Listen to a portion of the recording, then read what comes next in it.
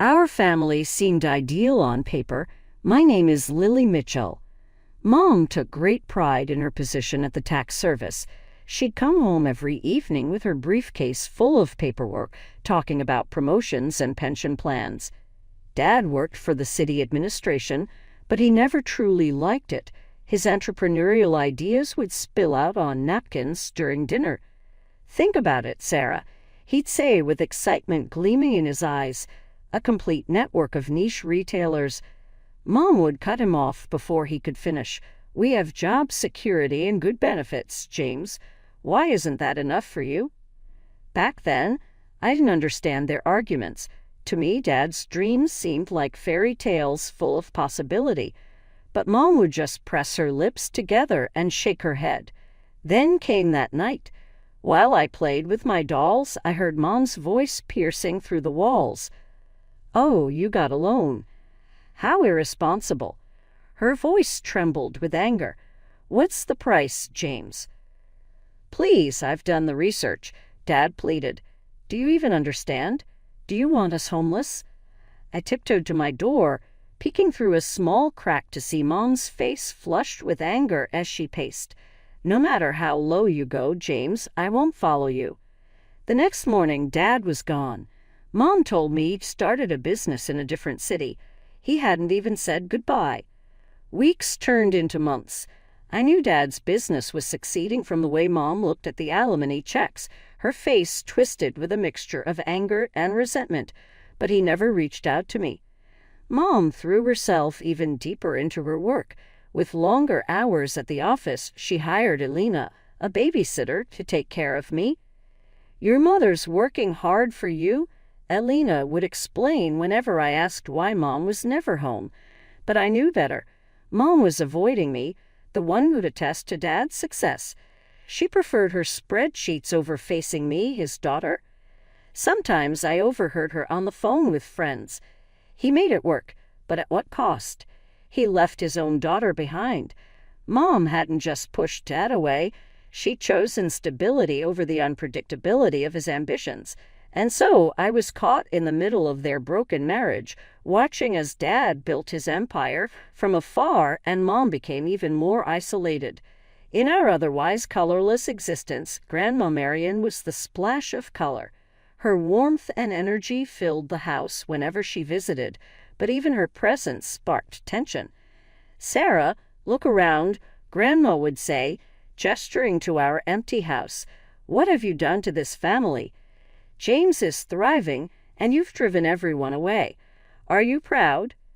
"Mom, you have no right to judge my life choices." Mom's voice would cut like glass. "Stay out of my business." During these confrontations, I'd hide in my room, hearing every word. Grandma would sometimes come to me afterward, her eyes sad, but her smile warm. When I turned 7, Grandma enrolled me in Riverside Academy, a private school she thought would give me better opportunities. I don't think Mom minded. She was probably glad I'd be out of the house longer. As I grew older, I began to understand why Mom kept her distance. Anytime I showed enthusiasm for school or took the lead on a project, she'd give me that distant look. I was too much like my father, the man who had defied her and succeeded. Mom provided for me a roof, food, clean clothes, but there were no goodnight kisses, no hugs, no, "I love you." She took vacations and weekend trips with her colleagues, leaving me with Elena or Grandma. This felt normal to me until I went to Katie's birthday party. At one point, Katie accidentally spilled her juice, and I watched in shock as her mother rushed over laughing. "Are you okay, sweetheart?" she asked, hugging Katie and cleaning the mess. She kissed Katie on the forehead, telling her she loved her. I stood there like an anthropologist observing a foreign culture, stunned by this casual display of affection. That night, lying in bed, I imagined what it would be like to have a mother who hugged me, kissed me goodnight, who simply wanted to be with me. Things briefly changed when Mom started dating Robert. Every time he visited, he'd bring me small gifts, a toy, some chocolates. He seemed genuinely interested in my stories from school, laughing at my jokes. When they announced their engagement, I allowed myself to hope for a family like Katie's. But nothing changed. After the wedding, Mom remained as distant as ever. Then came the news of her pregnancy. "You're going to have a little sister," Robert announced with a wide smile. "Isn't that exciting?" Sophie was born when I was 8. The moment Mom held her, I saw her transform, but only for Sophie. She showered her with kisses, cuddled her endlessly, basking in the warmth she'd never shown me. Sophie got an excess of everything I'd been lacking my whole life. As Mom nuzzled Sophie's neck, she would remark, "Look at her tiny fingers. Aren't they perfect?" Standing in the doorway of the nursery, I would observe Mom lullaby singing Sophie to sleep, a sound I had never heard before. There were moments when the agony in my chest was unbearable. Her passion for Sophie begs the question, why not me? Is it because Sophie wasn't biologically related to Dad? Just because she failed to bring Mom's attention to her error? The last nail in the coffin was when Mom left her work to raise Sophie full-time. Here was a woman who rarely gave me any attention before, and now she was devoting her whole day to my half-sister. Still, she never had a moment to herself for me, no matter how much time she spent at home. She would continue, "Ella, your grandma is coming to get you," without raising her gaze from Sophie. Need to focus on the baby. The amount of time I spent at Grandma's place increased. There were moments when I would sob into my pillow as I questioned my mental health. For some reason, I just wasn't nice enough. Why doesn't Mom love me like she loves Sophie? A day came when I had to ask Grandma. Her voice was heavy with emotion as Grandma drew me near. "Oh, darling, it's true that some hurts that grown-ups carry about are unrelated to the ones they do harm to. It is unfair that your mother is taking her frustrations with your father out on you." It was like navigating a minefield in the years after Sophie was born. It was always a mystery when the next bomb would go off. When Sophie reached an age when she could comprehend the dynamics of her family, she had already mastered the art of terrifying accuracy and using them to her advantage. When I was 14 years old, the occurrences began to happen more frequently. My scientific project lay shredded on my desk when I woke up one morning. Unfortunately, she had already left the room by the time I wanted to admonish the mischievous little girl. "Mom," with tears falling from her eyes as she sprinted downstairs, "Lily destroyed my new dollhouse because she was jealous that Daddy bought it for me." That is not accurate. Sophie, I spent the entire evening studying. Honesty is key. Looking at me, Mom's face became more stern. "Why is it that you can't help but place the blame on your sister every time? Leave the room. A 2-week suspension is in order." This became the norm for us. No matter what, Sophie would destroy it, stow Mom's jewels in my rucksack, or secretly deposit Robert's misplaced funds in my chamber. I tried to explain myself every time, but nobody would listen. "Mom, I saw her take your bracelet," Sophie would tell her mother, her voice betraying her genuine worry. "I didn't want to tell, but she's been stealing things." Robert would give me that disgusted expression. She was untrustworthy, and I knew it. Just like their father, both of them are deeply dishonest. I resisted at first. I would yell, weep, and implore them to believe me. Over time, though, I realized that protecting myself really made everything worse. As Sophie watched me get grounded, sent to my room, or had my allowance taken away, she watched with a slight grin on her face. While Robert and Mom were in bed, conversing one night, I overheard them. Their words floated in through the open door as I paused to gather up some washing in the hallway. "Why don't we just send her to live with your mother?" As Robert was explaining, "She's nothing but trouble." "Are you kidding?" Mother frowned. Monthly, James pays alimony totaling $33,000. As a result, I am able to remain at home and take care of Sophie. That money will stop when Lily becomes 18. Until then, she must remain here. As I let go of the washing basket, the garments tumbled to the floor. Things started to fall into place at that point. She treated me more like a meal ticket than a kid. She kept me around just for the money from my dad. I laid in bed that night and plotted my move. My plan was to achieve outstanding grades, get into a prestigious university, and then leave this house for good.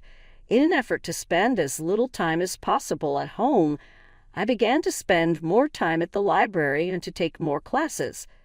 See how she's behaving all prim and proper while she studies. Sophie would troll. You think you're better than us. I had lost interest, though. They were merely keeping track of the days until I could finally escape with every insult, false charge, and punishment. I took a page out of a prisoner's schedule and marked off the days till graduation on my calendar. I took my mother's expensive perfume quietly when Sophie took it and stashed the empty bottle in my room. I did not even attempt to protect myself when she stole money from Robert's wallet and stashed it in my coat pocket. In my mind, I had already left, counting down the days until I could make it true, so their comments couldn't harm me anymore. All the pieces fell into place on a Tuesday around the end of March in my senior year. The pungent odor of smoke assaulted my senses the second I opened our front door. Every beat ceased. I learned the hard way that anything might happen at any second while living here. I dashed to the basement in pursuit of the odor. My blood froze at the sight that met my eyes. In the corner, hunched over among the charred remains of newspapers and cardboard boxes, Sophie found herself. The small wildfire she had started was already licking at the wooden storage shelves, which was a very bad sign. "Sophie, are you insane?" I leaped forward while screaming, "You'll burn the house down." Sprang for her shoulders and wrenched her away from the flames, my mind racing. It was all over in an instant. She staggered backward, lost her footing, and extended her arm to save herself. The subsequent horrifying crack will remain with me always. "Ah!" As Sophie clenched her arm, her scream echoed around the room. "I was hurt by you. It was intentional, wasn't it?" As I frantically attempted to put out the residual flames, my hands trembling, I retrieved my phone and dialed Mom's number. "Mom, something went wrong. It hurts Sophie. Return home immediately." Following then, everything was a haze. Mom sprinted through the door, glanced at Sophie as she held her arm, and whisked her away to the emergency room without batting an eye. As the odor of smoke lingered on my clothing, I patiently waited for the axe to fall while seated on the stairs. Opposite Mom's frozen expression was Sophie's cast-bound arm when they reappeared many hours later. She stormed into my room and began rummaging through my belongings, tossing them into trash bags, and then she remained silent. "Please, Mom, allow me to explain," I pleaded. "Sophie was in the basement, playing with fire. I was attempting to rescue her. The one I can show you is—" "She told me everything?" Mom interrupted me, her voice quivering with anger. "You were so envious of her new school bag that you shoved her down the stairs. What you've been saying about her for weeks on end." "Oh, really? How? What on earth?" "It was on fire." With tears falling from her eyes, Sophie stood at the threshold of the room. "Give it up. You deliberately caused me pain. For as long as I can remember, you've despised me." "Leave," Mom said, pulling the suitcases toward the entrance. "Leave my house now, or I will contact the authorities to have you arrested for assault. In your opinion, who will they believe?" I could feel the veins in my face dripping dry. She had a point. Who would believe me when I told you about the events of the past that Sophie had meticulously planned? "I do need money as well," Mom said while laughing vehemently. "What is it? Money? Medical expenses for Sophie will be covered by the alimony your father has agreed to pay. And please, under no circumstances, approach him with a falsehood. I will report this assault to the police if you say anything. What kind of impression would that give to prospective students?" A poisonous aura of danger lingered in the air. Grasping my coat and one of the trash bags that held my possessions, I quavered in my palms.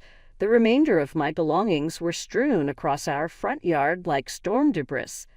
With the luggage trailing behind me, I stumbled my way to Grandma's house. As soon as she opened the door, a glance at my face conveyed all the necessary information. Studying and applying to colleges took up much of the following few months. On the big day of graduation, I sat with my fellow students and watched the procession go by.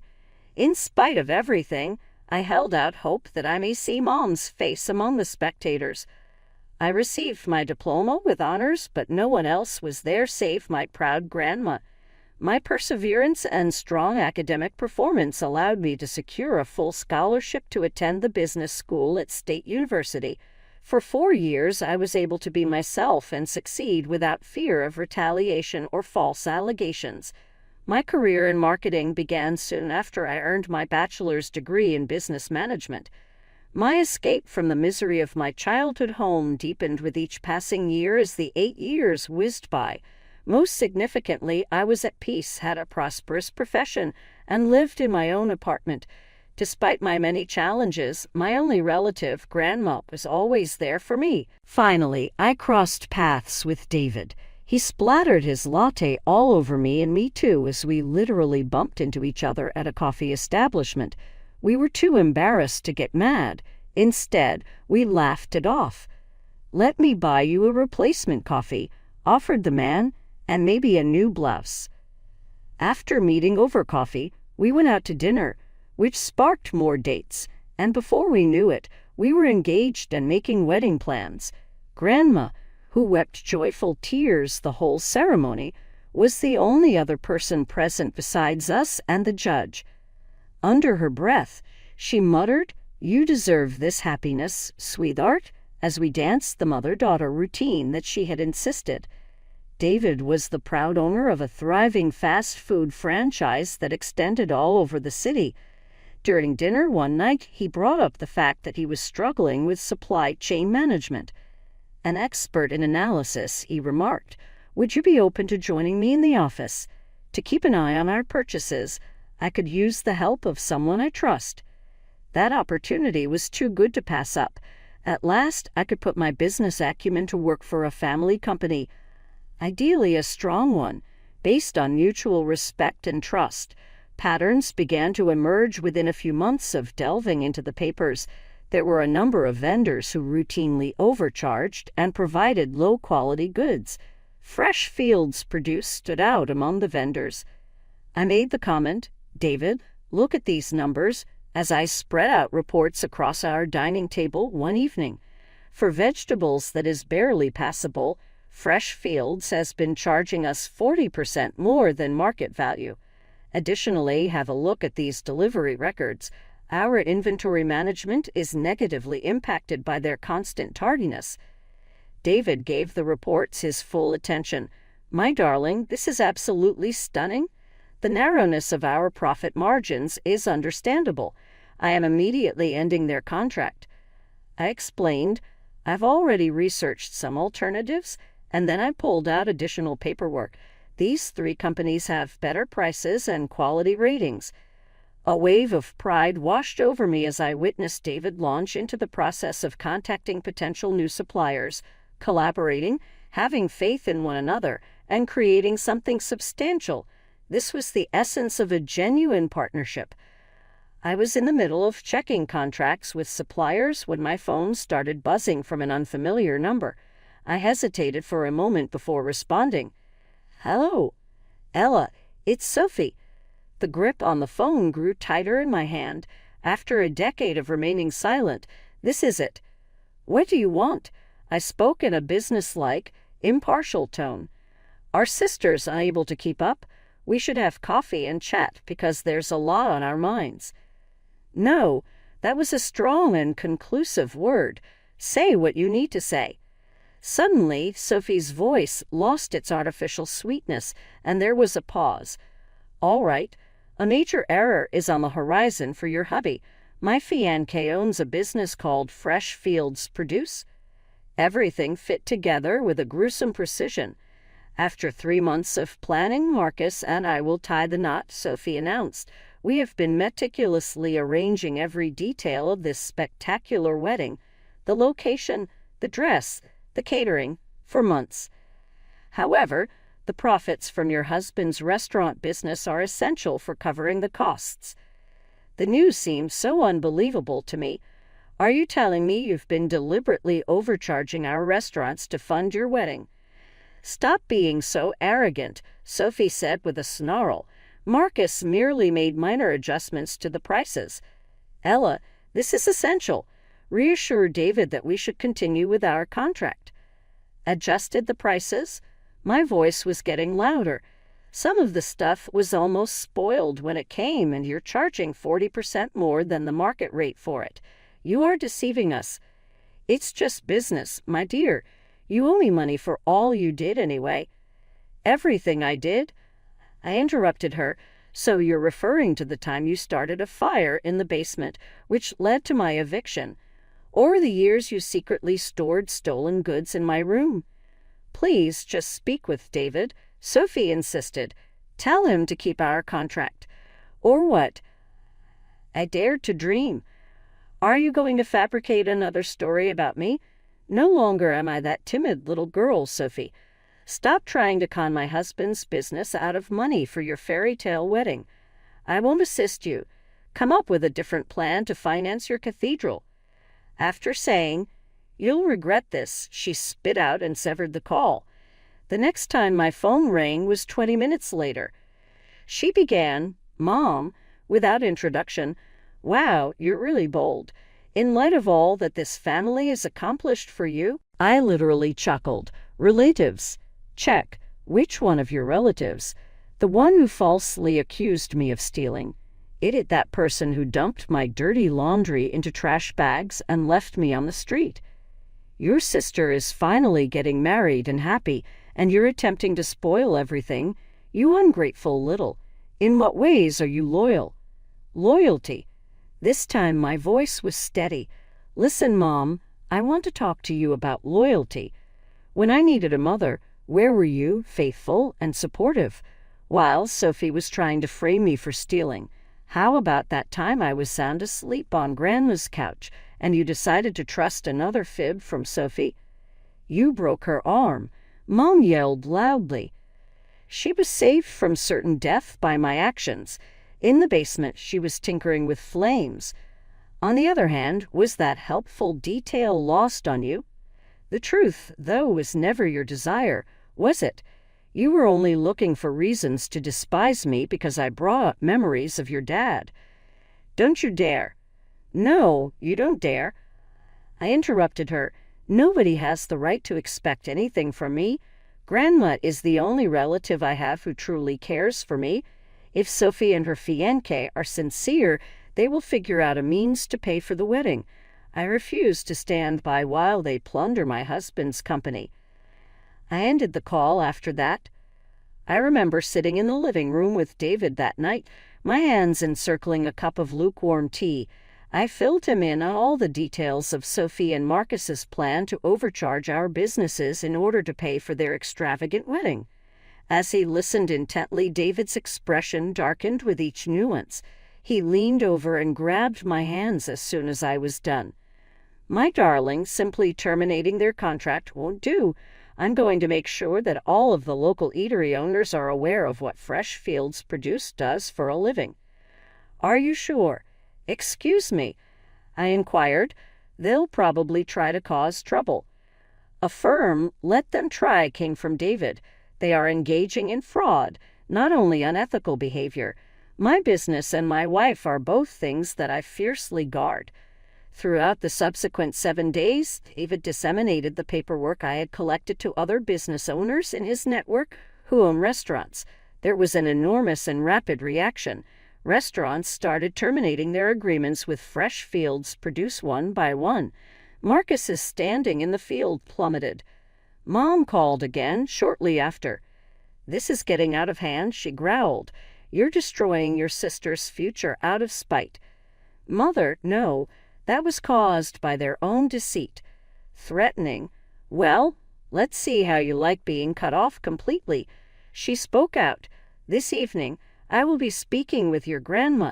Because of what you've done, you will not receive any inheritance." To be honest, I grinned. Just do it. Give Grandma a call. Everything was previously relayed to her last week. The other end of the line was silent. When I went on to say, "That's right, your threats, Sophie's fiancé swindle, and their attempted blackmail were all brought up in my conversation with her. Plus, guess what?